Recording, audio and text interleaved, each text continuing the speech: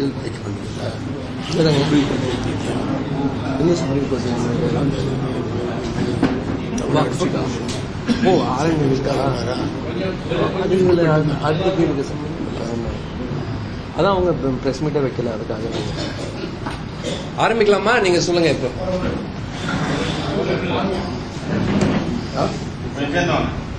கொஞ்சம் பக்கமா வந்து இது கொஞ்சம் கீழே எடுத்துக்கலாமா? அப்பதான் கரெக்டா இருக்கும். இப்போ பெட்டரா? இதுக்கு மேல ஐடியா கிட்ட குளிச்சுட்டா வந்திருக்காங்க. சரியாப்பா?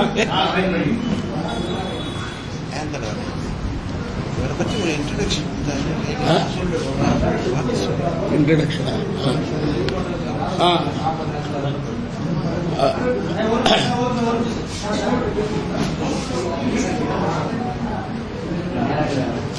गिरीश कर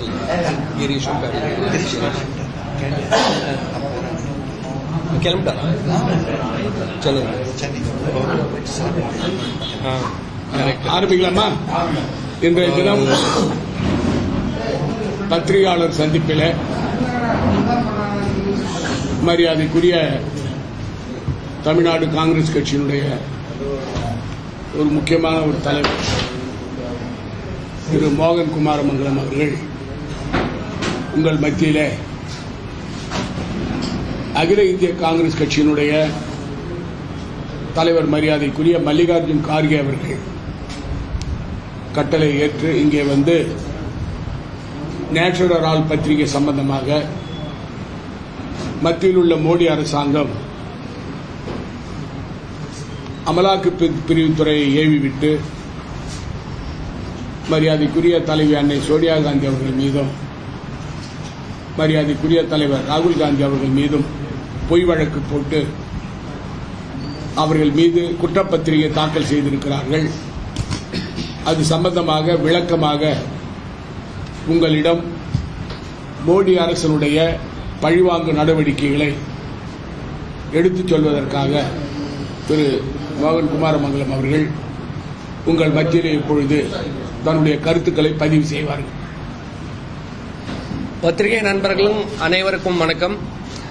நண்பர்களே, நரேந்திர மோடி மற்றும் அமித்ஷாவின் கைக்கூலியாக செயல்பட்டுக் கொண்டிருக்கின்ற அமலாக்கத்துறை இன்னைக்கு அமித்ஷா துறையாக மாறியிருக்கிறது.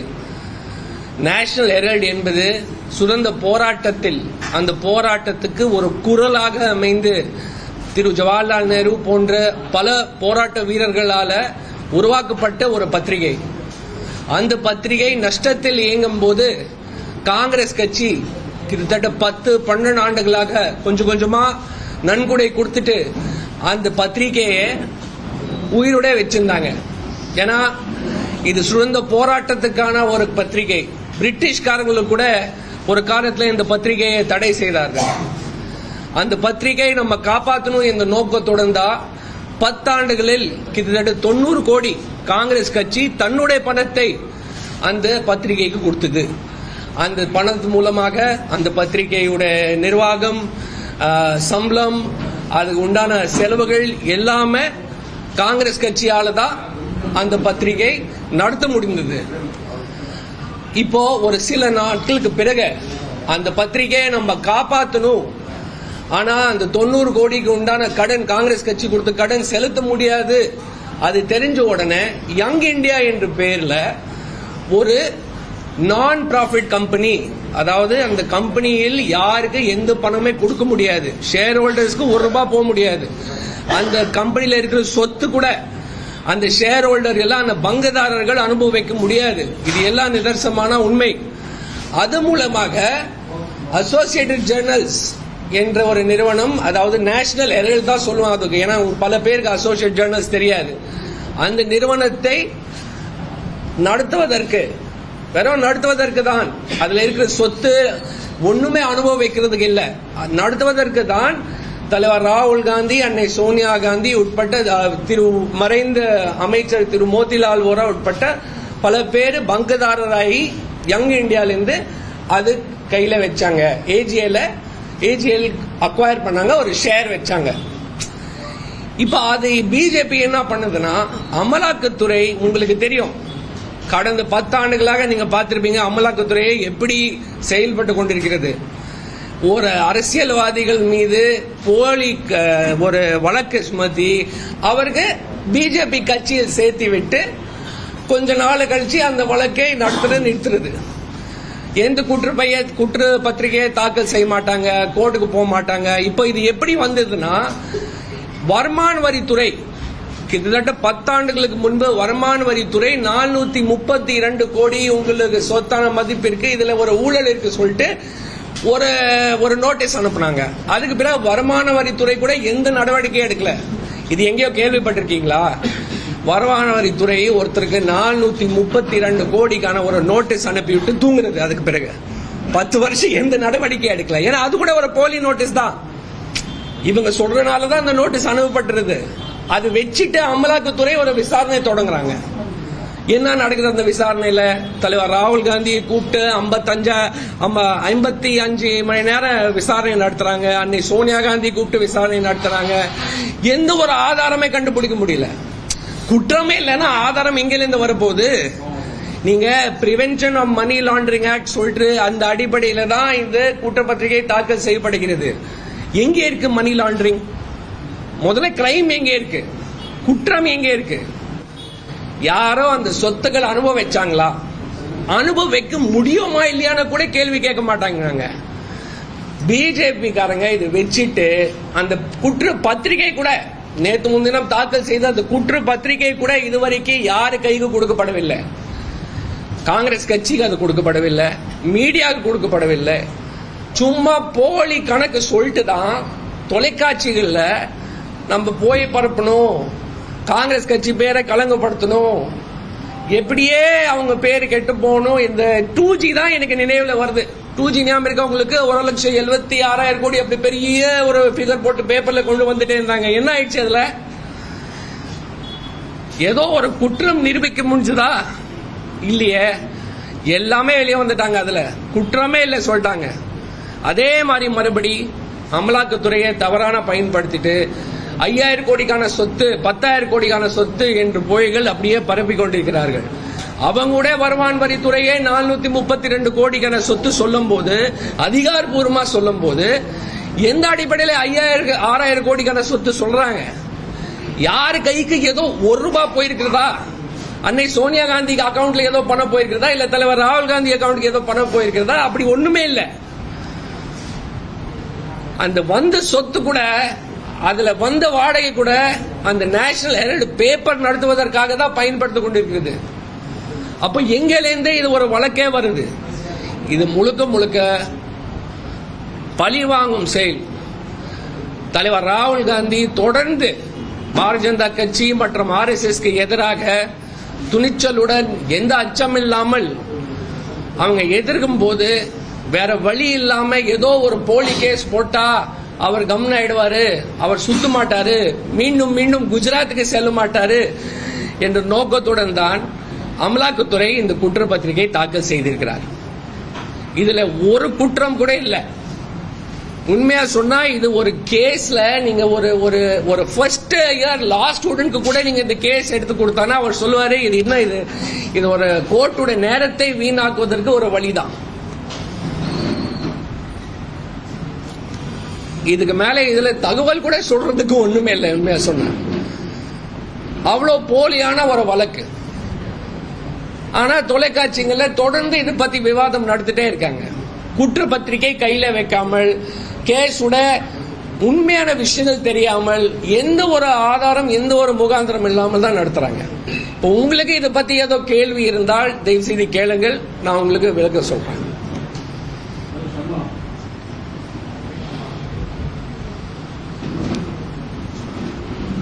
யாருக்கு எந்த கேள்வியே இல்லையா? சொல்லுங்க. இப்பதானே வந்தீங்க. எந்த இல்ல அவர் சொல்றதுக்கு முன்னாடி நீங்க வந்திருந்தா கரெக்ட்.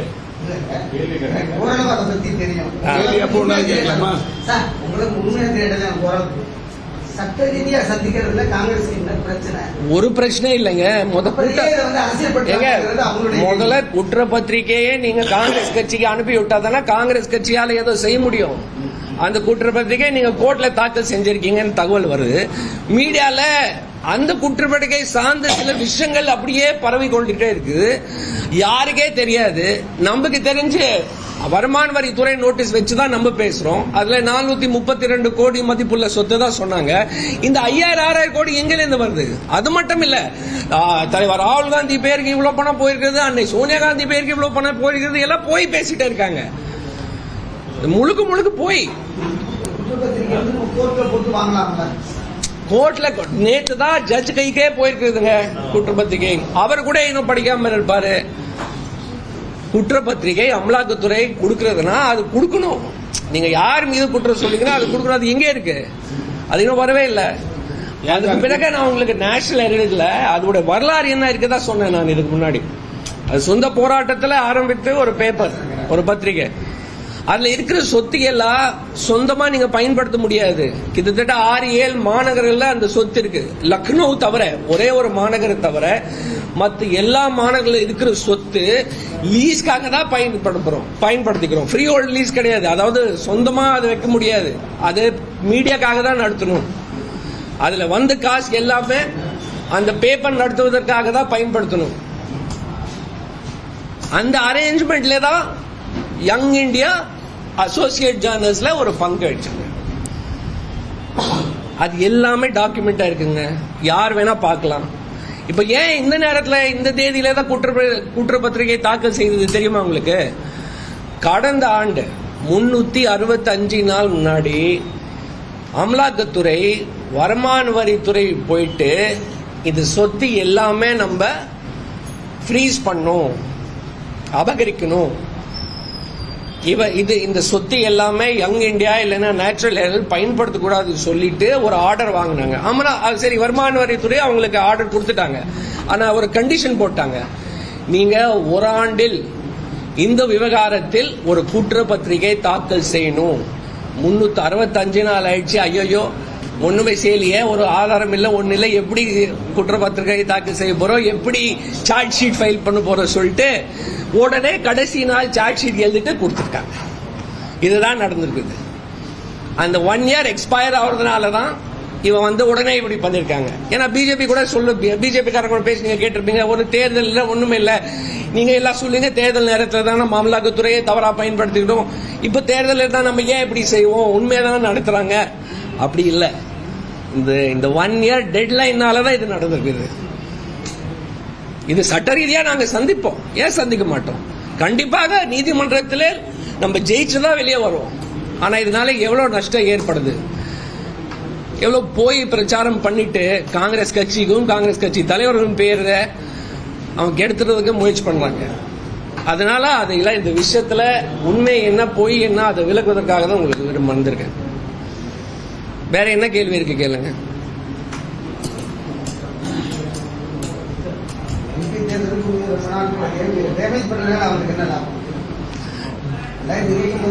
ராகுல் காந்திஜி மீது எத்தனை வழக்கு இருக்கு தெரியுமா உங்களுக்கு?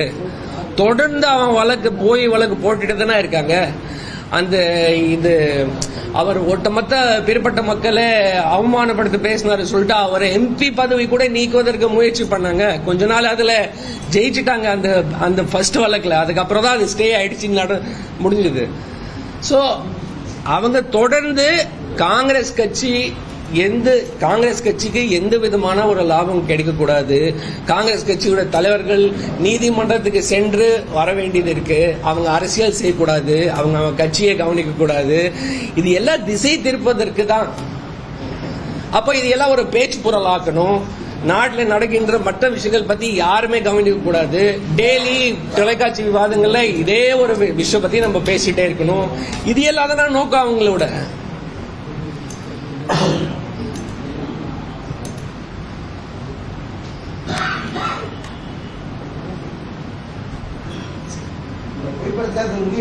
மாதிரி உங்களுக்கு வருமான ஏதாவது ஒரு நிகழ்ச்சி கட்சி ரீதியா போராட்டம் நடத்துறோம். மாநில அளவில் மாவட்ட அளவில் போராட்டத்துக்கு காங்கிரஸ் கட்சி வந்து எல்லா மாநிலத்திலையும் பண்ணாங்க. அதுக்கப்புறம் மாநில தலைவர் உங்களிடம் என்ன ப்ரோக்ராம் இருக்கு அதை விளக்குவாரு. இன்னைக்கு இன்சார்ஜ் வந்திருக்காரு, அது சம்பந்தமா கூட நீங்க பேசலாம். அதாவது அன்பிற்குரிய கிரீஷ் அவர்கள் நம்முடைய பொறுப்பாளர் முதலீட்டு பொறுப்பாளர் வந்திருந்தாங்க. அவங்க ஒரு மாத நடவடிக்கைன்னு சொல்லக்கூடிய ஒரு திட்டத்தை தந்திருக்கிறார்கள். அதில் பார்த்தீங்கன்னா 25 இருந்து 1ஆம் தேதி வரை மாநில அளவில் உண்டான ஒரு போராட்டம். இந்த போராட்டம் எதுக்குன்னு பார்த்தீங்கன்னா, உச்சநீதிமன்றத்தை பாராளுமன்றத்தில் இருக்கக்கூடிய அந்த உறுப்பினர்கள் மிரட்டுகின்றார்கள். அதை கண்டிக்கின்ற விதமாக இந்த போராட்டம் நடத்தப்பட இருக்கின்றது. அதற்கு அடுத்ததாக அவர்கள் அந்த நடவடிக்கை, அதாவது அரசியலமைப்பு சட்டத்தையே சிதைக்க வேண்டும் என்பதற்காக முயற்சிகள் எடுத்துக்கொண்டிருக்கிறார்கள். முக்கியமாக கூற வேண்டும் என்று சொன்னால், தமிழகத்தில் இருக்கக்கூடிய அந்த அரசாங்கம் உச்சநீதிமன்றத்திலே வழக்கு பதிவு செய்து அந்த வழக்கிலே உச்சநீதிமன்றமானது கவர்னர் அவர்களுக்கு உங்களுடைய அதிகாரம் இவ்வளவுதான் என்று சொல்லக்கூடிய ஒரு குறிப்பிட்ட காலத்தை வைத்து அதன் மீது தன்னுடைய உத்தரவினை பிறப்பித்திருக்கிறார். அதை கண்டித்துத்தான் நாடாளுமன்றத்தில் இருக்கக்கூடிய உறுப்பினர்கள், பாரதிய ஜனதா கட்சியினுடைய உறுப்பினர்கள் தாக்குதல் நடத்தி கொண்டிருக்கின்றனர். அதாவது பாராளுமன்றம் பெரியதா அல்லது உச்சநீதிமன்றம் பெரியதா என்று சொல்லக்கூடிய ஒரு பெரிய கேள்வியை எழுப்பிக் கொண்டிருக்கிறார்கள். அது இன்றைய தினம் ஒரு பெரிய பேசும் பொருளாக ஆகிக் கொண்டிருக்கிறது. அது மட்டுமல்ல, அவர்களுக்கு வேண்டிய தீர்ப்புகள் வருகின்ற நேரத்திலே உச்சநீதிமன்றத்தை பாராட்டுகின்ற நிலையாக இருக்கின்றது. குறிப்பாக சொல்ல வேண்டும் என்று சொன்னால், ராமர் கோயில் பற்றி அவர்கள் பாபர் மசீது ராமர் கோயிலை பற்றி முடிவெடுக்கக்கூடிய நேரத்திலே எந்த சட்டத்தை பயன்படுத்தினார்களோ அதே சட்டத்தை பயன்படுத்தித்தான் இன்றைய தினம் உச்சநீதிமன்றத்திலே தமிழகத்திற்கு உண்டான உத்தரவை தந்திருக்கின்றார்கள். ஆனால் அந்த உத்தரவை இவர்கள் செல்லாது என்று சொல்லக்கூடிய அளவிற்கு இன்றைய தினம் பேசிக் கொண்டிருக்கின்றார்கள். உச்சநீதிமன்றமானது நாடாளுமன்றத்தினுடைய மக்களுடைய சபையினுடைய உரிமையை பறிக்கின்ற நிலையாக இருக்கின்றது என்று கூறுகின்றார்கள். இதை நாம் பாதுகாக்க வேண்டும், அதாவது சட்ட அமைப்பினை பாதுகாக்க வேண்டும் என்ற ஒரு நோக்கத்திலே நாங்கள் இந்த போராட்டத்தை மே தினம் 1ஆம் தேதி நாங்கள் இந்த புதுவையிலே நடத்த இருக்கின்றோம். மாநிலம் தழுவிய போராட்டத்தை நடத்த இருக்கின்றோம். அதே போல 3ஆம் தேதியில இருந்து 10ஆம் தேதி வரை மாவட்ட ரீதியாக ஒரு போராட்டத்தை நடத்த இருக்கின்றோம். அது குறிப்பாக இந்த நேஷனல் ஹெரால்டு என்று சொல்லக்கூடிய அந்த பத்திரிகையின் தந்தையை பற்றி மக்களுக்கு விளக்கம் சொல்லுகின்ற விதமாக இந்த போராட்டத்தை நடத்த இருக்கின்றோம். அதற்கு மேயில இருந்து மே 10ஆம் தேதி வரை அந்த போராட்டத்தை நடத்த இருக்கின்றோம். அதற்கு பிறகு ஒவ்வொரு தொகுதி வாரியாக மே மாதம் 11ஆம் தேதியிலிருந்து மே மாதம் 20ஆம் தேதி வரை இங்கு இருக்கக்கூடிய ஒவ்வொரு சட்டமன்ற பகுதியிலேயும் ஒவ்வொரு போராட்டத்தை நடத்த இருக்கின்றோம். அதே நேரத்தில் விளக்கத்தை தர இருக்கின்றோம். அந்த கூட்டத்திலே குறிப்பாக வேலைவாய்ப்பு இல்லாத ஒரு சூழ்நிலை, அதே நேரத்தில் விலைவாசி உயர்வு, இந்த 2 கட்ட போராட்டத்தை நாங்கள் நடத்தியிருக்கின்றோம். அதற்கு பிறகு நாங்கள் மே மாதம் 21ஆம் தேதியிலிருந்து 30ஆம் தேதி வரை ஒவ்வொரு வீட்டிலேயும் சென்று அவர்களுக்கு இப்படிப்பட்ட விலைவாசி உயர்வு, அதே போல வேலையில்லா திண்டாட்டம் என்ற 2 நிலைப்பாட்டை மக்களுக்கு தெளிவுபடுத்தக்கூடிய ஒரு போராட்டத்தை இன்றைய தினம் அறிவித்திருக்கின்றோம். 1 மாத காலம் இந்த போராட்டம் நடைபெறும். அந்த போராட்டத்தினுடைய ஒரு பங்காகத்தான் இன்றைய தினம் இந்த பத்திரிகையாளர் சந்திப்பு என்று சொல்ல வேண்டும். அது மட்டுமல்ல, நம்முடைய அகில இந்திய பொறுப்பாளர் கிரீஷ் அவர்களும் அந்த நேரத்தில் வந்திருக்கின்றார்கள். அதனுடைய துவக்கமாக நாளைய தினம் நம்முடைய முன்னாள் முதலமைச்சர் அவர்கள் காரைக்காலிலே சென்று தன்னுடைய பத்திரிகையாளர்களை சந்தித்து இப்படிப்பட்ட நிலைப்பாட்டை அங்கு இருக்கக்கூடியவர்களுக்கு விளக்கம் தந்து உரையாற்ற இருக்கின்றார்கள். அதே போல இங்கு இருக்கக்கூடிய முன்னாள் அமைச்சர்கள் எல்லாம் அந்தந்த பகுதியில் தங்களுடைய நிலைப்பாட்டை எடுத்துக் கூறுகின்ற விதமாக பத்திரிகையாளர்களை சந்திக்க இருக்கின்றார்கள். அதுதான் 25ஆம் தேதி வரை 1ஆம் தேதி வரை இந்த சம்விதான் பாதுகாப்பு, அதாவது அரசியலமைப்பு சட்டத்தை பாதுகாக்கக்கூடியது, அரசியலமைப்பு சட்டத்தை பாதுகாக்க மாநில அளவிலான ஒரு போராட்டம். போராட்டம்னா ஊர்வலம் போய் போராட்டம் கண்டன ஆர்ப்பாட்டம், மோடி அரசாங்கத்துக்கு கண்டனம். நீதிமன்றமும் மத கலவரம் முயற்சி பண்ணாங்க. நாட்டில் நடக்கின்ற மத கலவரம் எல்லாருமே அவங்களாலதான் நடக்குது. அதாவது சார், முக்கியமான விஷயம், முக்கியமான இது நிஷிகாந்த் துபே நீங்க அடிக்கடி நீங்க தொலைக்காட்சியை பார்க்கலாம். நாடாளுமன்றத்தில் விவாதத்தில் ஒவ்வொரு முறையும் அவர்கள் இடைப்பட்டு அவர்கள் விவாதம் செய்து கொண்டே இருப்பார்கள். அவருடைய பணியே எதிர்க்கட்சிகள் பேசுகின்ற நேரத்தில் இடைமறித்து அவர்களை தொந்தரவு செய்வதுதான் அவருடைய நிகழ்ச்சியாக இருக்கும். அப்படிப்பட்ட ஒரு நாடாளுமன்ற உறுப்பினர், அதுவும் குறிப்பாக அந்த பாரதிய ஜனதா கட்சியினுடைய ஒரு பேச்சாளராக இருக்கக்கூடியவர் இன்றைய தினம் உச்சநீதிமன்றத்தை பற்றி ஒரு விளக்கத்தை தந்திருக்கின்றார். உச்சநீதிமன்றத்தின் காரணமாகத்தான் மத கலவரங்கள் வருகின்றது என்று சொல்லக்கூடிய வார்த்தையை கூறியிருக்கின்றார். உச்சநீதிமன்றம் மத கலவரத்திற்கு அடிப்படையாக அமைந்திருக்கின்றது. அவர்கள் தங்களை கட்டுப்படுத்திக் கொள்ள வேண்டும், நாடாளுமன்றத்தினுடைய விவகாரங்களில் அவர்கள் தலையிடக்கூடாது என்று சொல்லக்கூடிய நிலையில் இருக்கின்றார்கள். அதே போல நாட்டினுடைய துணை ஜனாதிபதி அவர்கள் இந்த கருத்தையும் கூறியிருக்கின்றார்கள். இது மிகவும் வேதனையாக இருக்கக்கூடியது. ஏனென்றால் அரசியலமைப்பு சட்டத்திலே அங்கமாக விளங்கக்கூடியவர் நாட்டினுடைய துணை ஜனாதிபதி அவர்களும் உச்சநீதிமன்றத்தை பற்றி பேசியிருப்பது மிக வேதனையான ஒரு நிகழ்ச்சி. அதைத்தான் மக்களிடத்திலே எடுத்துச் சொல்ல வேண்டும். அப்படி மக்களிடத்தில் எடுத்துச் சொல்ல வேண்டிய காரணம் என்னவென்று சொன்னால், இன்றைய தினம் இந்திய நாடு முழுமையான நம்பிக்கை கொண்ட ஒரு அங்கமாக விளங்குவது என்னவென்று சொன்னால் இந்திய அரசியல் அமைப்பு சட்டம் என்பதுதான். அந்த அரசியல் அமைப்பு சட்டத்தின் மூலமாகத்தான் இங்கு இருக்கக்கூடிய அரசாங்கங்கள், காவல்துறைகள், நீதித்துறைகள் எல்லாவும் இயங்கக்கூடியது. ஆனால் இன்றைய தினம் உச்சநீதிமன்றத்தையே கேள்வி கேட்கக்கூடிய இந்த அரசாங்கத்தால் இங்க இருக்கக்கூடிய காவல்துறை, இங்க இருக்கக்கூடிய அமலாக்கத்துறை, இன்கம் டாக்ஸ் சொல்லக்கூடிய எல்லா துறையும் அடக்கி ஆளக்கூடிய ஒரு தன்மையை காட்டுகின்றது என்பதுதான் இதில் சொல்ல வேண்டும். ஆகவே எங்களுடைய எண்ணங்கள் எல்லாம் அம்பேத்கர் அவர்களால் உருவாக்கப்பட்ட அரசியலமைப்பு சட்டம், எளியவர்களுக்கு பாதுகாப்பு தரக்கூடிய அரசியலமைப்பு சட்டம், அதுவும் குறிப்பாக ஏழைகளுக்கு பாதுகாப்பு தரக்கூடிய அரசியலமைப்பு சட்டம், இதை பாதுகாப்பது என்பதுதான் எங்களுடைய நோக்கம். அதை பாதுகாப்பதற்கு உண்டான நடவடிக்கை, போராட்டம் என்பதுதான் இதனுடைய முக்கிய நோக்கம் என்று சொல்கிறேன்.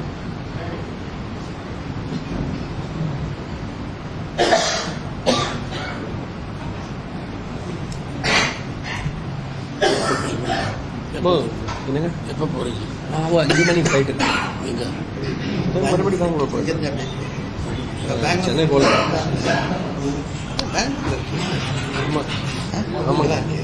ஆமாம், இப்போ அங்கே தான் வீடு இருக்கு. ரியல் எஸ்டேட் பிஸ்னஸ் டீலர் ஒரு சார். சரிங்க, அவ்வளோதானே. லஞ்சு முடிச்சுட்டு நாங்கள் லஞ்சு முடிச்சுட்டு சரிங்க, நான் ஃபோன் பண்ணுறேன். சரி சரி சரி.